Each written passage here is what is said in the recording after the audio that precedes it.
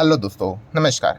किसी चैनल में मैं आप सभी लोगों का दिल से बहुत बहुत स्वागत करता हूं। दोस्तों, इस वीडियो में हम लोग बात करने वाले बहुत सारे मल्टीपल स्टॉक्स को, उनसे जुड़े इंपॉर्टेंट बातें। तो चलिए स्टार्ट कर लेंगे। सबसे पहले मदरसन इंटरनेशनल। यस, पहले नाम मदरसन सुमी हुआ करता था, फिर वो दो अलग अलग कंपनियां हो गए एंड मदरसन इंटरनेशनल में हम लोग को लगातार गिरावटें देखने को यहाँ पे मिल रही है। आप देख सकते हो एकदम से एक स्पाइक, मतलब नीचे गिरावट देखने को यहाँ पे मिल गया, ठीक है। एंड उसके बाद वापस थोड़ी सी गिरावट कंटिन्यू होते हुए देखने को मिली। इसके ऊपर मैंने एक छोटा सा अपडेट यहाँ पे कवर किया था। इसके पीछे का मेजर रीजन हम लोग को देखने को मिल रहा था, यस, कि प्रमोटर जो हम लोग को देखने को यहाँ पे मिल जाती है, वन ऑफ द प्रमोटर, ठीक है, सुमितोमो की अगर बात करें तो वो 6% तक का स्टेक अपना बेचते हुए देखने को यहाँ पे मिल रहा है इस कंपनी में वाया ब्लॉक डील।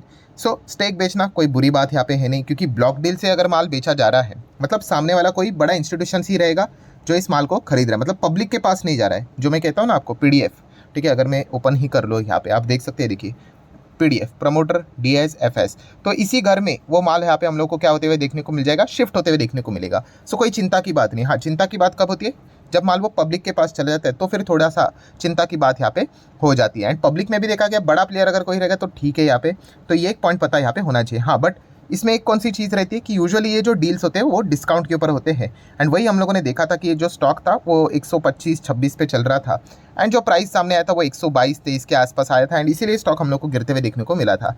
तो गिरावट करने के लिए भी कोई ना कोई रीज़न चाहिए, तेज़ी करने के लिए भी कोई ना कोई रीज़न चाहिए, तो इसी चीज़ के चलते वो गिरावट होती हुई देखने को यहाँ पे मिली है। सो इस चीज़ के चलते कोई डरने की ज़रूरत नहीं है। कॉर्पोरेट एक्शंस इस प्रकार के यहाँ पे चलते रहते हैं।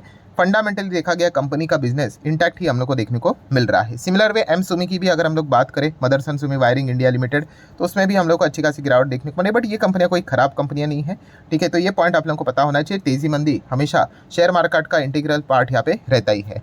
नेक्स्ट बात करेंगे दोस्तों तो Tata group. Yes, Tata group की अगर हम लोग यहाँ पे बात करेंगे तो आप सभी लोगों को पता ही है, ज़्यादा चर्चे में इसीलिए आ रहा है, कल के दिन इसके ऊपर मैंने डिटेल में वीडियो भी बनाया था, वो है टाटा सन्स का आईपीओ। यस, बहुत बड़ा आईपीओ हो सकता है। देखिए एग्जैक्टली साइज़ क्या रहेगा वी डोंट नो, ठीक है। काफ़ी लोग कमेंट सेक्शन में पूछ ही रहे थे, सर कुछ लोग 20,000 बोल रहे हैं, कोई 30 कह रहे हैं, आप 55 बता रहे हो। किसी को देखो पता नहीं, ये रिपोर्ट के जरिए खबरें आती है। ये टाटा ग्रुप के ऊपर है कि वो कितना शेयर अपना डाइल्यूट करवाना चाहते हैं। वो चाहे तो और भी करवा सकते, बट उतना मतलब पैसा भी तो चाहिए। 55,000 करोड़ का आईपीओ आएगा भाई, तो पैसा डालने के लिए लोगों के पास उतना पैसा तो चाहिए, वो सबसे बड़ी दिक्कत होती है।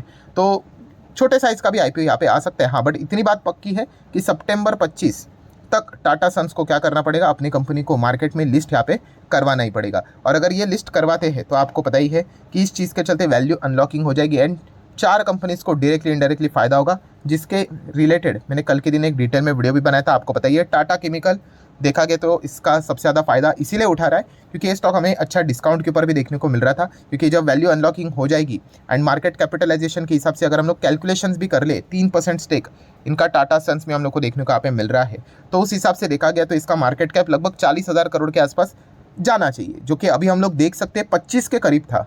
25 के बाद 33, कितना फास्ट बढ़ा देखिए, लगभग 8,000 करोड़ का मार्केट कैप कुछ ही दिनों में यहाँ पे बढ़ गया। 5 दिन का चार्ट पैटर्न देखोगे तो सीधा 38 to 40% की जंप देखने को मिल गई। सो डेफिनेटली हम यहाँ पे कह सकते हैं दोस्तों कि टाटा केमिकल इसी चीज़ का फ़ायदा यहाँ पे उठाते हैं। देख आप साल भर का चार्ट पैटर्न भी आपको बता देगा, ये देखिए पूरा, मतलब बोलते हैं ना इतने साल भर तक कुछ भी रिटर्न नहीं, एक मतलब बोलते हैं ना ओवर ऐसी रहती है कि पूरा गेम पलट देता है। वही चीज़ हम लोग को होती हुई देखने को यहाँ पे मिल चुकी है। सो ज़रूर आप यहाँ पे देख सकते हैं। हाँ, इसके लिए लक भी चाहिए। आप बोल सकते हैं ये ऐसा होगा, किसी को पता है तो यहाँ पे होता नहीं है करके, बट अच्छे कंपनी में जाओगे ना तो यूजुअली लक थोड़ा बहुत फेवर आपको कर ही देता है, ठीक है। एंड वो भी अगर आप देखोगे मैक्सिमम चार्ट पैटर्न ऐसे टॉप लेवल पे लक चाहिए। ऐसा नहीं चाहिए कि स्टॉक भाई आपसे ऐसा ऐसा ऐसा गिर गया और यहाँ से ऐसा भाग रहा है, तो उस लक का क्या करेंगे, अचार डालेंगे। बिकॉज देखा गया तो टॉप लेवल से कंपनी भागेगी तो फायदा रहता। मतलब आज के दिन हम कह सकते हैं कि टाटा केमिकल में कोई भी नुकसान पे बैठा नहीं होगा। क्यों? क्योंकि एकदम ऑल टाइम हाई पे है, 52 हाई पे है, ठीक है। तो ये एक पॉइंट देखने को यहाँ पे मिल रहा है। मतलब जो लोग यहाँ पे अटके हुए थे साल भर में, ठीक है, वो उनको भी मतलब अभी यहाँ पे जान में जान आ गई कि चलो भाई फ़ायदा तो यहाँ पे हो रहा है करके, अभी रुकना है नहीं रुकना है भाई, वो अपना अपना चॉइस उनका। सो ये चीज़ देखने को यहाँ पे मिल चुकी है। सिमिलर वे अगर हम लोग नेक्स्ट स्टॉक की बात करें, टाटा मोटर, भाई इनका भी 3% स्टेक है टाटा सन्स में, बट ये ऑलरेडी हम लोग को भागते हुए देखने को मिल चुका है, तो इतना ज़्यादा गैप देखने को नहीं मिल रहा है as compare to the Tata chemical. So Tata motor में 2% की अच्छी तेज़ी देखने को मिल गई, तो उसके पीछे का भी एक और खबर वाली रीज़न हम लोग को देखने को यहाँ पे मिल रहा है, लाइक कि टाटा मोटर यहाँ पे क्या कर रहा है, अपने कमर्शियल व्हीकल के जो गाड़ियों के जो दाम है वो 2% से बढ़ा रहा है। ऑब्वियसली इन्फ्लेशन को एडजस्ट यहाँ पे करना पड़ता है। अगर वही प्राइस रखेंगे तो कंपनी घाटे में चली जाएगी, मार्जिन्स गिर जाएंगे और सारे कॉम्पिटिटर भी कर लेते। 1 अप्रैल से ये प्राइस हम लोग को लागू होते हुए देखने को यहाँ पे मिलने वाली है। तो ठीक है, यहाँ पे हम कह सकते हैं इस चीज़ का भी फायदा टाटा मोटर एंड उनके शेयर होल्डर को जरूर होते हुए देखने को यहाँ पे मिल जाएगा।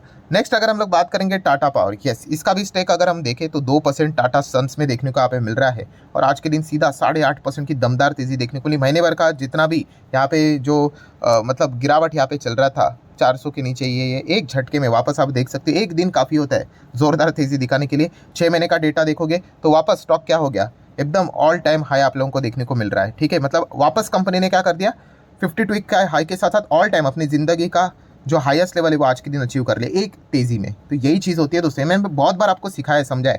अभी काफ़ी लोगों के कमेंट आएंगे क्या टाटा पावर में जाना चाहिए, बहुत ही मतलब बोलते हैं ना गलत सवाल है। गलत सवाल मतलब क्यों, क्योंकि वो ये तेज़ी देखकर पूछ रहे। मान लीजिए आज ये भागता ही नहीं, ऐसा ही रहता कितना 380 390 ऐसा ही कुछ रहता तो कोई नहीं पूछता। आज तेज़ी देख लेना तो मन परिवर्तन हो गया उनका। कितनी बार कहा ये चीज़ों को छोड़ दो, आपको बिजनेस के ऊपर जाना है। अगर आपको लगता है भाई बिजनेस ठीक है गो फॉर इट, अगर आपको लगता है बिजनेस नहीं अच्छा है लीव इट। ठीक है, कोई यहाँ पे ऐसी बात नहीं कि भाई ये 400 कितना नजर आ रहा है अभी आपको 428 ये जिंदगी भर यहीं पे पड़ा रहेगा, ऐसा बिल्कुल भी नहीं। अगर आपको बिजनेस अच्छा लगता है तो डेफिनेटली कल 500 कभी 600 कभी 700 800 1000 तक भी जाने की क्षमता ये कंपनी रखती है। तो वो आपका खुद का कन्विक्शन होना चाहिए भाई, वरना क्या हो जाएगा ये 428 आज है अभी, कल तो मार्केट बंद है बट भविष्य में मान लीजिए वापस 380 आ गया, दैट्स इट, कहानी खत्म। बोलेंगे भाई हम फंस गए, ट्रैप हो गए, और वो चीज़ें यहाँ पे चलती रहती है। तो अगेन कहना चाहूँगा रिटेल इन्वेस्टर को खुद को सुधारना पड़ेगा इन चीज़ों के चलते। भाई धंधे को समझना है, अगर आपको बिजनेस अच्छा लगता है तो उसमें बने रहना पड़ता है। हो सकता है ऐसा कि 2-2 साल तक स्टॉक यहीं पे रहे और बाद में 2 महीने में ही सीधा डबल हो जाए, ऐसा होता है, मार्केट ऐसा ही चलता है भाई। ठीक है, तो ये फॉर्मूला जिसको समझ में आ गया ना वो मार्केट में टिके रहते हैं। ठीक है, रोज़ अगर स्टॉक मार्केट में अगर पैसे बनते, रोज अगर स्टॉक मार्केट में शेयर ऊपर जाता तो बच्चा शेयर मार्केट में आके रुक जाता। ठीक है, क्यों नहीं रोक यहाँ पे रुक पाते हैं, एंट्री तो कर लेते हैं हाँ, इसी चीज़ के चलते उनको लगता है रोज तेजी होगी। ठीक है, आज ऐसी तेजी देखने को मिली, मैं जाऊँगा या फिर जाऊँगी, अभी कल परसों वापस ऐसा ही भागना चाहिए। ठीक है, और नहीं भागा तो डिसअपॉइंटमेंट।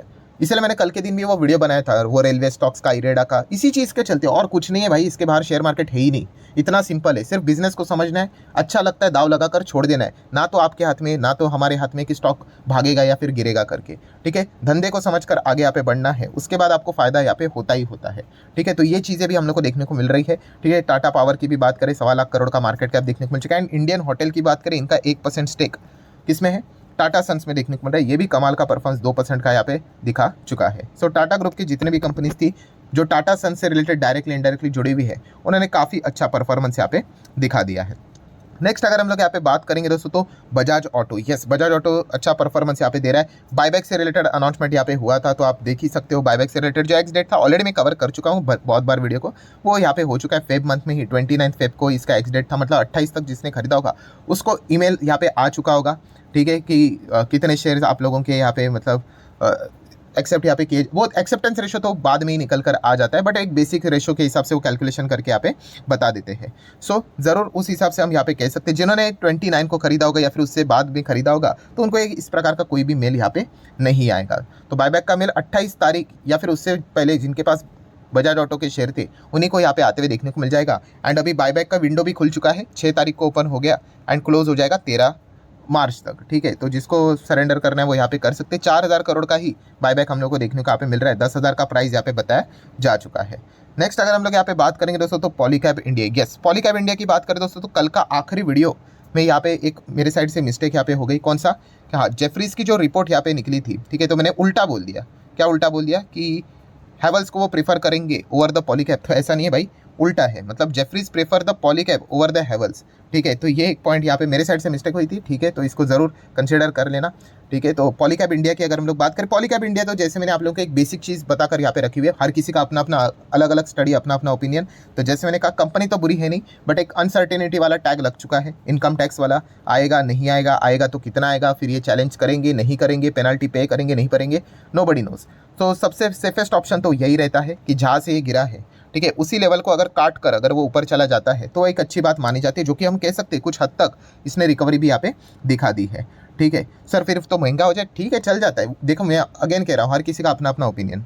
ठीक है, आपको जो सही लगता है। अगर आप सेफ्टी के साथ जाना चाहते हो ये ऑप्शन है, अगर आप रिस्क लेना चाहते हो तो वो भी अवेलेबल है। हर किसी का अपना अपना ये यहाँ पे कैलकुलेशन के हिसाब से ये सारी चीज़ें यहाँ पे चलनी चाहिए। मैं हमेशा ये चीज़ हमेशा प्रेफर करता हूँ कि इस प्रकार की अगर कोई बड़ी घटनाएं अगर हो ही रही है, ठीक है, तो जो ये लेवल रहता है, ठीक है, वो एक one of the safest level रहता है।